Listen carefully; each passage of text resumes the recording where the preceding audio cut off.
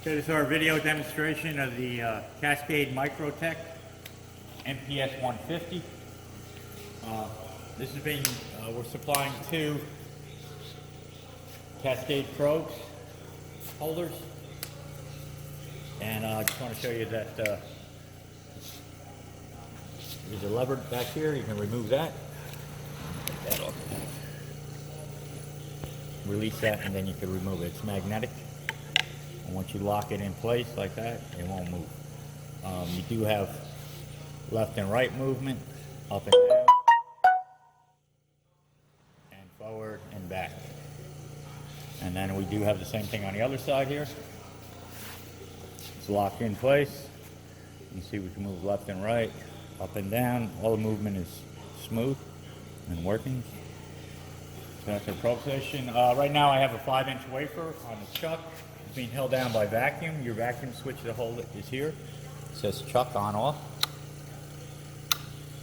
One other thing too, if you walk around the back, here's our power supply for our light source. Brought up to the top here with the fiber optic lighting. The other two things is there's two 8mm lines here, poly lines. I have it adapted down so that I can use our 1/4-inch vacuum pump. That is our house vacuum. You need to provide your own pump. And then there is an air requirement too. I got 40 to 60 psi. Again, it's adapted down from a 1/4-inch to a 1/8, an 8mm line, and brought in here. It's labeled pressure vacuum. And the reason for the pressure is so that you can use your pneumatic lift for your microscope by operating this switch here. Up, down, and then bring it down. While we're talking about the microscope again, we do have 3 objectives on here. We have a 2x,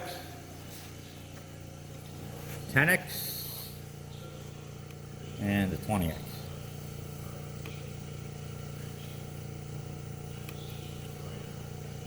There's also adjustment here where you can go 1x and then a 2x on here for the top.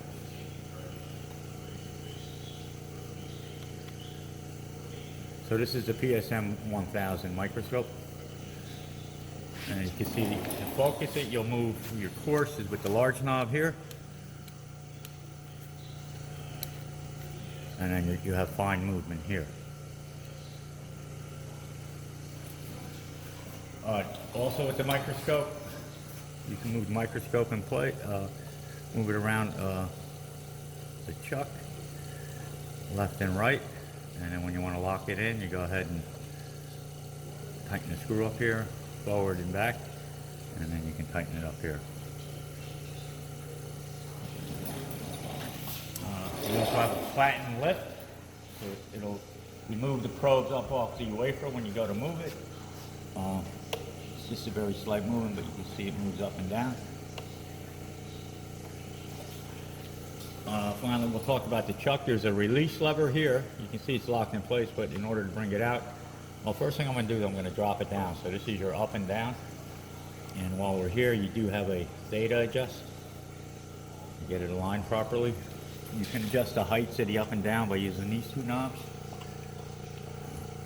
So typically when you want to remove the wafer and load another one on there, you'll go ahead and drop that down and release this button right here by pushing that and pull it out.